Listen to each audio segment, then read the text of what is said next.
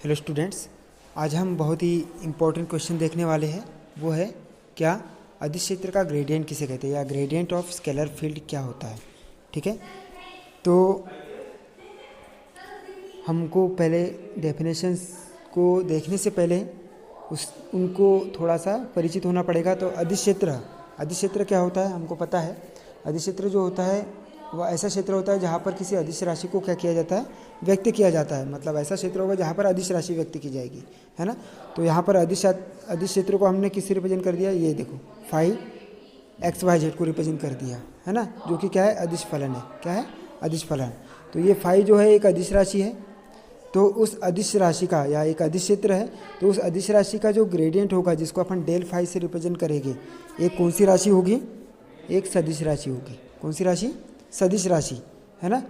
तो यहाँ पर हमने लिखा है किसी अदिश क्षेत्र का जो ग्रेडियंट होता है वो कौन सी राशि होती है, एक सदिश राशि होती है जिसका परिमाण होता है। अब कहाँ से देखेंगे इसका परिमाण, देखो ये जो डेल फाई है, डेल फाई को हमने, इस डेल फाई को, ग्रेडियंट फाई को हमने ये इससे लिखा हुआ है, देखो यहाँ से ग्रेडियंट फाई के रूप में लिखा हुआ है ना।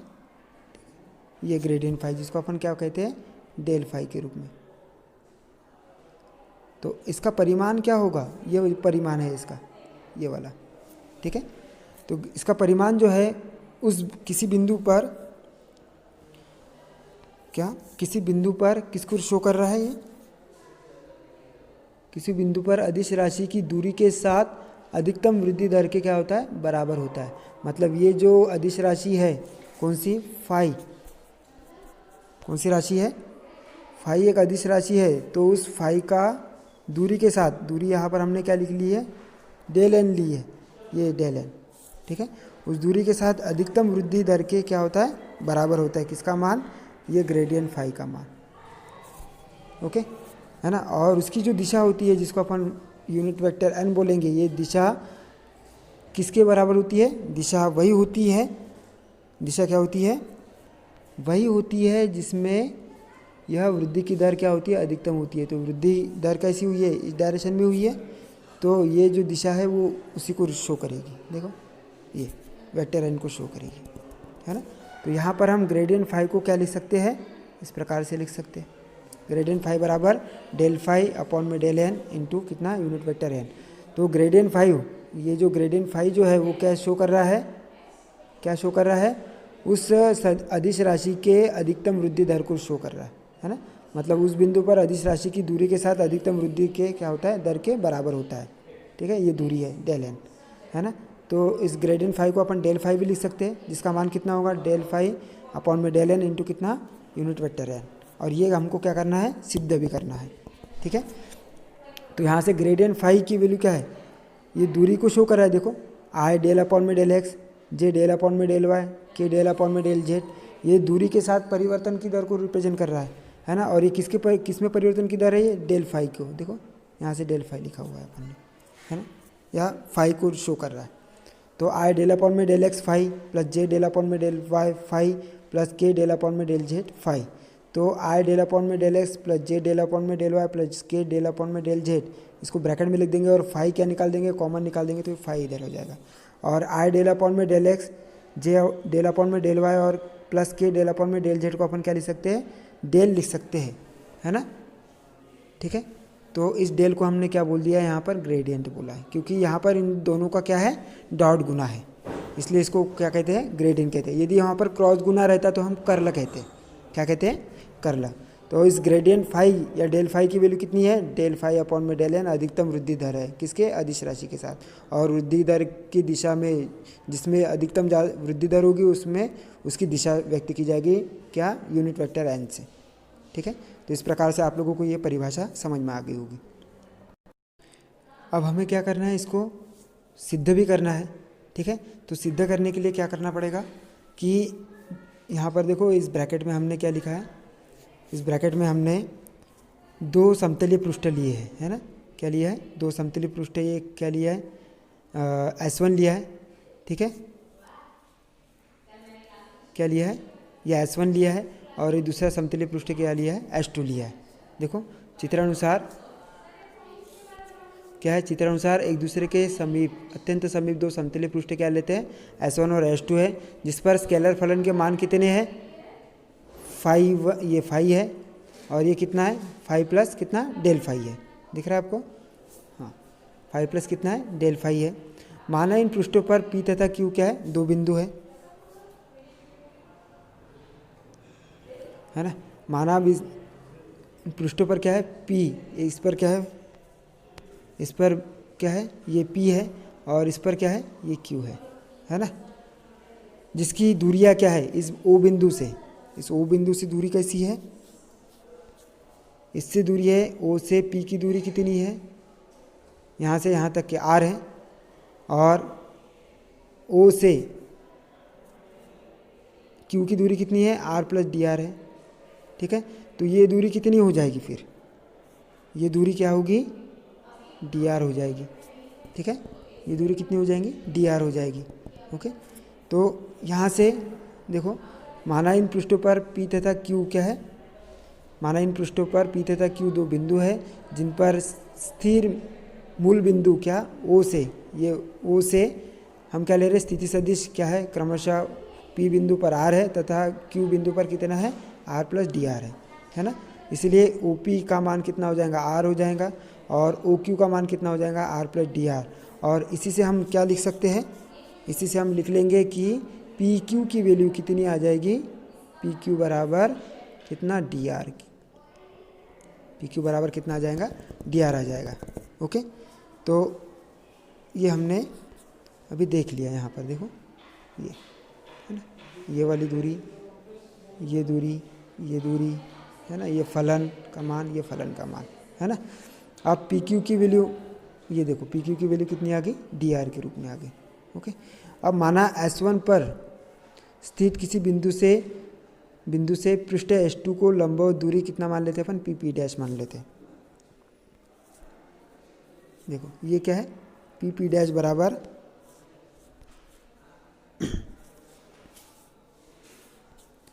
PP डैश बराबर कितना DN, ये PP डैश, इस ये वाला जो S2 सरफेस है, इस S2 सरफेस पर जो S1 सरफेस पर कोई बिंदु P है, तो इस P बिंदु से इस पर क्या डाल देंगे, लंबा डाल देंगे।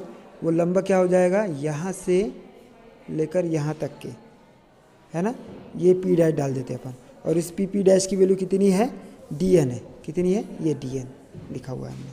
अब इस अभिलंब PP डैश की दिशा में एकांक सदिश कितना हो जाएगा, यूनिट वेक्टर n होगा, ये लिखा है हमने यूनिट वेक्टर n, उसी की दिशा में, ठीक है। तो आप क्या निकालेंगे, कॉस थीटा के, कॉस थीटा से निकालेंगे, तो कॉस थीटा इक्वल टू कितना होता है, कॉस थीटा बराबर, या तो फिर हम ऐसे लिख लेंगे लाल बटे कक्का से, देखो क्या लाल बटे कक्का से, ये वाली वैल्यू हो जाएगी क्या आधार बटे करना। तो आधार कितना है इसका, आधार कितना है PP डैश है, तो अपन आधार क्या लिख लेंगे PP डैश लिख लेंगे, आधार क्या लिखेंगे PP डैश लिखेंगे। और कर्ण क्या है इसका, कर्ण कितना है ये PQ डैश, PQ है, तो कर्ण कितना लिख लेंगे PQ लिख लेंगे। तो कॉस थीटा बराबर कितना आ जाएगा PP डैश अपॉन में कितना PQ, तो PP डैश की वैल्यू कितनी आ जाएगा PQ कॉस थीटा के रूप में आ जाएगा। अब PP डैश की वैल्यू कितनी है, PP डैश की वैल्यू है ये DN है, ठीक है। तो PP डैश की वैल्यू कितनी लिखेंगे DN लिख देंगे। और PQ की वैल्यू कितनी है DR है, तो DR ये कितना हो गया कॉस थीटा के रूप में होगा। तो DN इक्वल टू, अब ये DR कॉस थीटा जो है यहाँ पर समझने का प्रयास करना आप,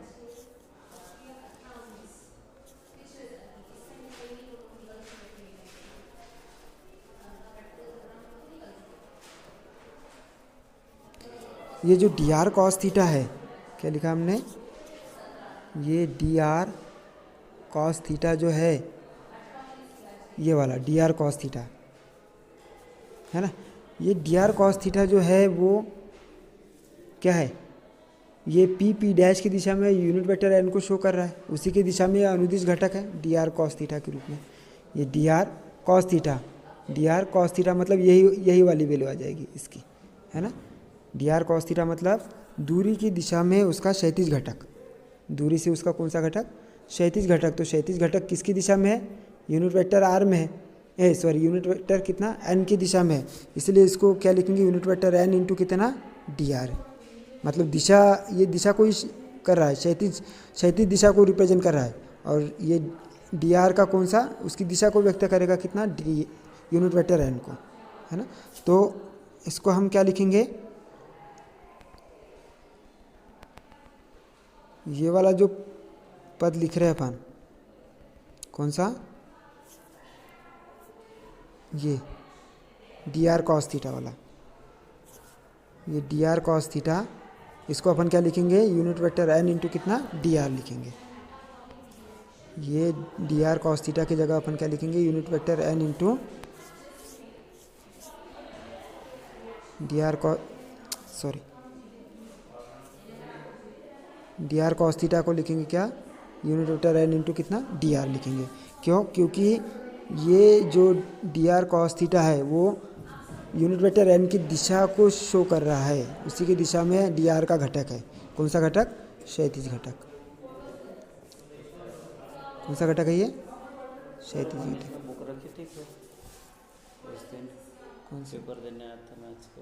कौन सा, मनीष देशमुख। ठीक है, तो आपको समझ में आ गया होगा कि ये क्यों लिखा है ना, क्षैतिज घटक को रिप्रेजेंट कर रहा है डी एन की दिशा में। ये क्या हो गया, इसको समीकरण नंबर कितना दे देंगे, 1 दे देंगे। ठीक है, तो अभी हमने क्या कर लिया, ये जो पार्ट था उसको देख लिया अपन ने कि ये क्यों आया, क्योंकि इसका क्षैतिज घटक लिखा था हमने, है ना। अब दूसरे चीज़ की बात करेंगे, इसके लिए बात करेंगे तो दो पृष्ठों के बीच की लंबवत दूरी क्या है, ये वाली जो लंबवत दूरी जो दिख रही है वो बहुत ही अल्प है ना। क्या होती है, बहुत ही अल्प होती है। तो बिंदु P पर अदिश फलन फाई के बढ़ने की दर किसकी दिशा में होगी, PP डैश की दिशा में अधिकतम होगी। इसलिए PP डैश की दिशा में जो अदिश है, अदिश राशि है, उसके बढ़ने की दर कितना हो जाएगा, डेल फाई अपॉन में कितना, डेल एन, क्योंकि ये DN की दिशा में बढ़ रही है। ये जो DN लिखा हुआ है हमने, ये देखो यहाँ पर, ये जो DN लिखा हुआ है उसकी दिशा में बढ़ने की दर क्या होगी, अधिकतम होगी, क्योंकि इन दोनों पृष्ठों के बीच की दूरी क्या होगी, न्यूनतम होगी। ठीक है, ओके। तो PP डैश की दिशा में क्या हो जाएगा फिर उसका, ये इधर है ना, उसकी दर अधिकतम होगी। तो डी फाई को अपन क्या लिख सकते हैं, डेल फाई अपॉन में डेल एन इंटू कितना, ये डेल फाई को अपन क्या लिख सकते हैं, डी फाई को अपन लिख सकते हैं डेल फाई अपॉन में डेल एन इंटू कितना डी एन, क्योंकि ये डेल फाई अपॉन में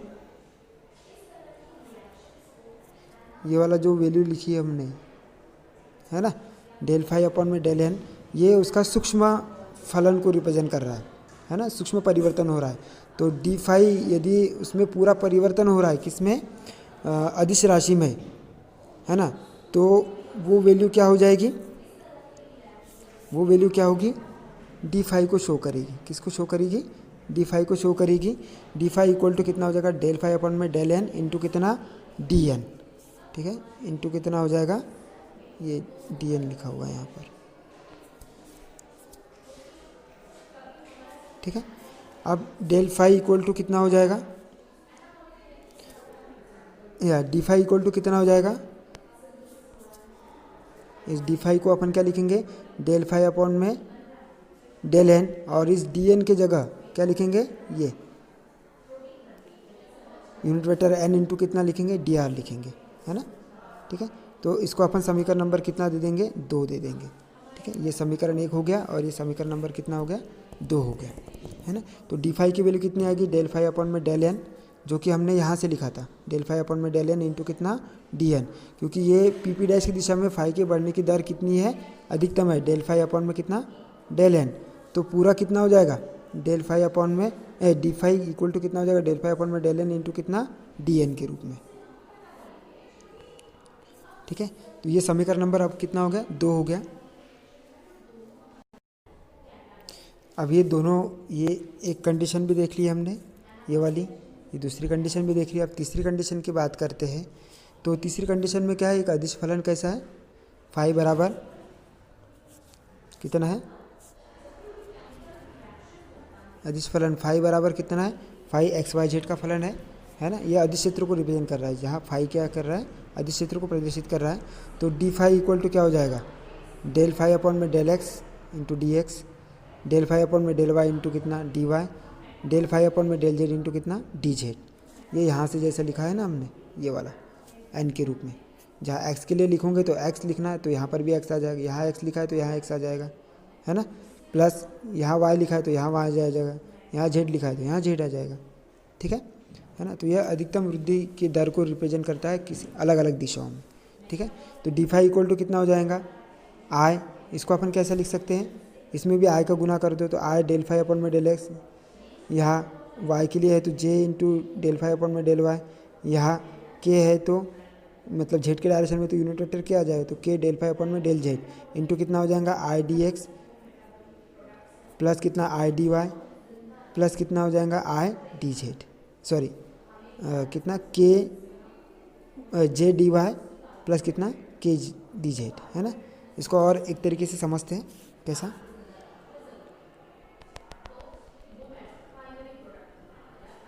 कि यदि ये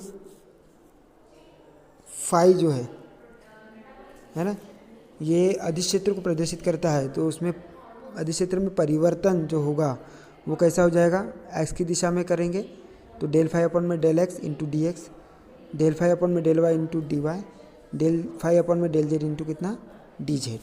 अब बात करेंगे इसको अपन कैसे लिख सकते हैं, देखो डेल फाई अपॉन में कितना डेल एक्स इंटू आई प्लस डेल फाई अपॉन में डेल वाई इंटू कितना जे प्लस डेल फाई अपॉन में कितना डेल जेड इंटू कितना के, और कितना डी एक्स इंटू आई प्लस डी वाई इंटू कितना जे प्लस डी जेड इंटू कितना के को शो कर रहा है। ठीक है, तो यहाँ से आई इंटू आई को यदि अपन क्या करेंगे, गुना करेंगे, आई इंटू आई का गुना करेंगे तो यहाँ पर क्या हो जाएगा, डेल फाई अपॉन में डेल एक्स इंटू कितना डी एक्स, है ना, जिसको अपन ने ये वाला लिखा था डेल फाई अपॉन में डेल एक्स इंटू कितना डी एक्स, और इसका गुना हम कर रहे हैं पूरे पद के साथ में, ऐसा है ना। तो इसका अदिश गुना करेंगे, अदिश गुना करेंगे तो आई इंटू आई कितना होता है, 1 होता है, इसलिए अपन ने आई इंटू आई 1 हो गया, तो यहाँ क्या हो जाएगा, डेल फाई अपॉन में डेल एक्स इंटू कितना डी एक्स, ये लिखा है हमने। वैसे ही जे डेल फाई अपॉन में डेल वाई, है ना, प्लस कितना डेल फाई अपॉन में डेल जेड, इसके लिए बात कर लेंगे, है ना, इंटू इसका आ जाएगा कितना i d x plus i j d y plus कितना के डी जेड के रूप में आ जाएगा, है ना। तो इस प्रकार से हम क्या कर सकते हैं, ये वाला जो पूरा पद है, कौन सा, वेट करो,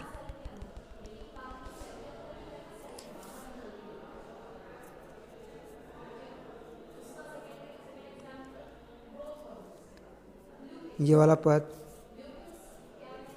और ये वाला पद, ठीक है। तो इसको हम सभी को कैसे लिख सकते हैं, ये पूरे पद में और इसके गुना के रूप में लिख सकते हैं, क्योंकि यहाँ देखो आई इंटू आई क्या हो जाएगा, 1 हो जाएगा, तो डेल फाई अपॉन में डेल एक्स इंटू कितना डी एक्स, ये ऊपर आ जाएगा ये वाला पद, है ना। ठीक है, हाँ, तो इस प्रकार से, और जे के लिए भी वैसे ही करेंगे, इसके लिए भी वैसे ही करेंगे और इसके लिए भी वैसे ही करेंगे। ठीक है, अब यहाँ से इसकी वैल्यू क्या हो जाएगी, फिर ये आई डेल फाई अपॉन में डेल एक्स प्लस जे डेल फाई अपॉन में डेल वाई प्लस के डेल फाई अपॉन में डेल जेड, यहाँ से फाई क्या निकाल लेंगे, ये फाई, यहाँ पर ये फाई और यहाँ पर ये फाई कॉमन निकाल लेंगे, और आई डेल अपॉन में डेल एक्स, जे डेल अपॉन में डेल वाई और के डेल अपॉन में डेल जेड, इसकी वैल्यू क्या हो जाएगी, डेल के बराबर हो जाएगी, इनटू इसको अपन क्या लिखेंगे, डी आर के रूप में लिखेंगे। किसके रूप में लिखेंगे, डी आर के रूप में, क्योंकि ये सूक्ष्म परिवर्तन है। यदि हम आर की बात करते हैं तो आर के लिए ऐसा लिख सकते थे अपन, आर इक्वल टू कितना एक्स आई प्लस वाई जे प्लस कितना जेड के रूप में, है ना। अब यदि डी आर के लिए बात करते हैं तो कितना आ जाएगा, डी एक्स आई प्लस डी वाई जे प्लस कितना डी जेड के रूप में, ठीक है। और यही लिखा है देखो, i d x plus j d y plus कितना के डी जेड के रूप में, है ना। तो ये समीकरण नंबर हमारे पास में कितना आ गया, 3 आ गया। कितना आ गया, समीकरण नंबर 3 आ गया। तो अब ये समीकरण हमारे पास में कितना है, 2 है। ये समीकरण 2 है, ये समीकरण नंबर कितना है, 3 है। दोनों का यदि लेफ्ट हैंड साइड की तुलना करें तो लेफ्ट हैंड साइड इक्वल है, तो राइट हैंड साइड भी क्या हो जाएगी, इक्वल हो जाएगी। तो यहाँ पर इसको पहले लिख लो, del phi into d r कितना हो जाएगा, डेल फाई इंटू ये इसका लेफ्ट हैंड साइड इक्वल है, ये और ये इक्वल है दोनों, ठीक है। तो राइट हैंड साइड भी इक्वल हो जाएंगे। तो पहला पद ये लिख लिया और इसका ये वाला पद फिर बाद में लिख दिया, ये वाला, ठीक है। तो डेल फाई अपॉन में del n into unit vector n into कितना डी आर के रूप में। तो यहाँ से क्या कटेगा, डेल आर से डेल आर कैंसिल हो जाएगा। तो डेल फाई बराबर कितना हो जाएगा, डेल फाई अपॉन में डेल एन इंटू कितना यूनिट वेक्टर एन। और इसी del phi upon del phi del dot phi को अपन क्या लिख सकते हैं, ग्रेडियंट लिखेंगे, ग्रेडियंट फाई। और ग्रेडियंट फाई की वैल्यू क्या है, डेल फाई अपॉन में डेल एन इंटू कितना यूनिट वेक्टर एन। और यही क्या करना था, हमको प्रूव करना था। तो किसी अदिश राशि का जो ग्रेडियंट है ना, वो किसके बराबर होता है, एक सदिश राशि के बराबर होता है, ठीक है। क्यों सदिश राशि के बराबर है, क्योंकि इसका परिमाण भी आ रहा है, ये परिमाण भी आ रहा है और इसकी क्या आ रही है, दिशा भी आ रही है ना। इसलिए कौन सी राशि है, सदिश राशि है। तो किसी अदिश राशि का ग्रेडियंट जो होता है वो एक सदिश राशि होती है, जिसका परिमाण जो होता है उस अदिश राशि का दूरी के साथ परिवर्तन की दर, अधिकतम परिवर्तन की दर के बराबर होता है।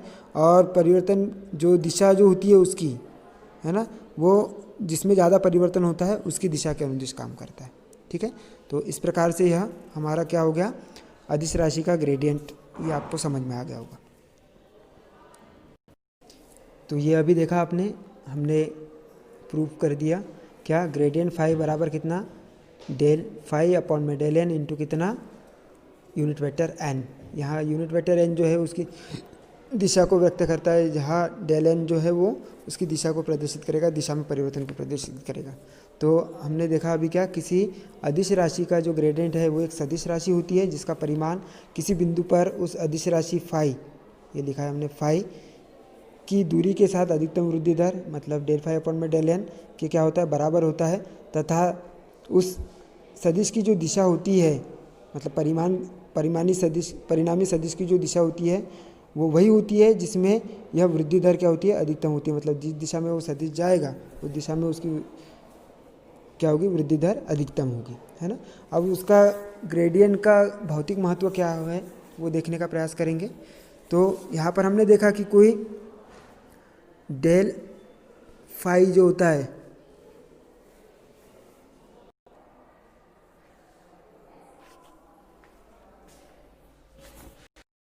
हमने देखा अभी ग्रेडियंट फाई जो होते हैं ये कोई अदिश राशि है, उस अदिश राशि का जो ग्रेडियंट होता है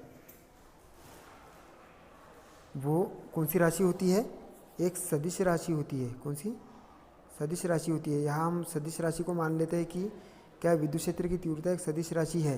तो वो विद्युत क्षेत्र की तीव्रता किसका ग्रेडियंट होगा, एक अदिश राशि जिसको अपन क्या बोलेंगे, विभव। क्या बोलेंगे, विभव का क्या होगा, ग्रेडियंट होगा। तो अपन वेक्टर ई को क्या लिखेंगे, ग्रेडियंट क्या लिखेंगे, वी लिखेंगे, है ना। वी क्या है, ये एक अदिश राशि है और उस अदिश राशि का ग्रेडियंट जो होगा वो क्या होगा, एक सदिश राशि होगी, ये सदिश राशि, है ना। देखो यहाँ पर लिखा है वेक्टर ई बराबर माइनस ग्रेडियंट वी, ये ऋणात्मक ग्रेडियंट होता है। इसका क्या होता है, ऋणात्मक ग्रेडियंट होता है, इसलिए इसको वेक्टर ई इक्वल टू क्या लिखा हुआ है, माइनस ग्रेडियंट वी। तो किसी स्थान पर विद्युत विभव का ऋणात्मक ग्रेडियंट, है ना, विद्युत विभव का ऋणात्मक ग्रेडियंट उस स्थान पर विद्युत क्षेत्र को क्या करता है, व्यक्त करता है, ठीक है। तो ये अभी देखा हमने, क्या देखा, vector E equal to minus gradient V. तो यहाँ पर वी क्या है, एक अदिश राशि है और उसका ग्रेडियंट क्या है, एक सदिश राशि प्राप्त हो रही है, ठीक है, क्लियर। तो वेक्टर वी एक अदिश राशि है जिसका ऋणात्मक ग्रेडियंट विद्युत क्षेत्र की तीव्रता को क्या करता है, प्रदर्शित करता है, ठीक है। तो किसी बिंदु पर विद्युत क्षेत्र की तीव्रता वह सदिश राशि है जिसका परिमाण दूरी के साथ विभव परिवर्तन की दर अधिकतम होने के क्या होता है, बराबर होता है, तथा दिशा वही होती है जिसमें विभव के घटने की दर, घटने की मतलब माइनस चिन्ह लिखा हुआ है ना, ठीक है, घटने की दर क्या होती है, अधिकतम होती है, ठीक है। उसके बाद में ये वाला एक सिरा ले लेते हैं ना, किसी धातु छड़ के सिरे को गर्म तथा दूसरे सिरों को क्या करते हैं, ठंडा रखकर उसकी स्थायी अवस्था में ऊष्मा संचरण में छड़ के गर्म सिरे से ठंडे सिरे की ओर क्या होता है, ताप घटता रहता है ना। मतलब यहाँ पर ताप अधिक रहेगा, यहाँ पर ताप क्या रहेगा, कम रहेगा, लेकिन जब ऊष्मा का स्थानांतर होगा तो ये ताप क्या होते जाएगा, कम होते जाएगा, और इधर का ताप क्या होते जाएगा, बढ़ते जाएगा, है ना, ठीक है। तो गर्म सिरे से ठंडे सिरे की ओर तापमान क्या होता जाता है, घटता जाता है। तो यदि छड़ के गर्म सिरे से x तथा x प्लस dx दूरी पर ताप क्रमशः कितना है, φ1 है, तो ये x दूरी पर है φ1 θ1 ताप, और ये x प्लस dx दूरी पर कितना है, θ2 ताप है। तो छड़ में ताप की ताप प्रवणता कितनी आ जाएंगी, φ2 माइनस θ2 माइनस कितना, θ1 अपॉन में कितना dx, क्योंकि ये ताप में परिवर्तन की दर है, किसके साथ में, दूरी के साथ में, तो माइनस डी फाई अपन में कितना आ गया, डी थीटा अपन में कितना आ गया, डी एक्स आ गया, ओके। तो ये भी क्या हो रही है, ऋणात्मक हो रही है। ये ऋणात्मक क्यों हो रही है, क्योंकि ताप यहाँ पर घट रहा है एक सिरे से किसकी ओर, दूसरे सिरे की ओर, ठीक है ना। तो और एक तीसरा ले लेंगे, तीसरा उदाहरण लेंगे, क्या, गुरुत्वीय क्षेत्र की तीव्रता, है ना। गुरुत्वीय क्षेत्र की तीव्रता ये भी क्या है,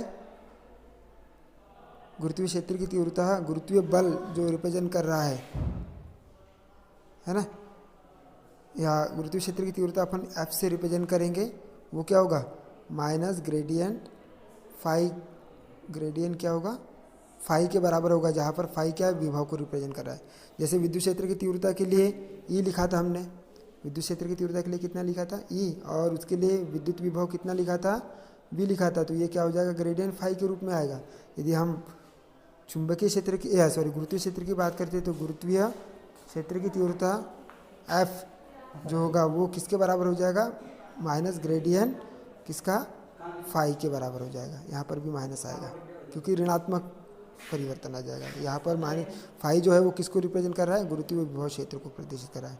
यहाँ पर ये जो भी है वो किसको शो कर रहा था, ये विद्युत विभव को शो कर रहा था, ये गुरुत्वीय विभव को शो करेगा। ये विद्युत क्षेत्र को रिप्रेजेंट कर रहा है और ये गुरुत्वीय क्षेत्र को रिप्रेजेंट कर रहा है, ठीक है, ओके, क्लियर।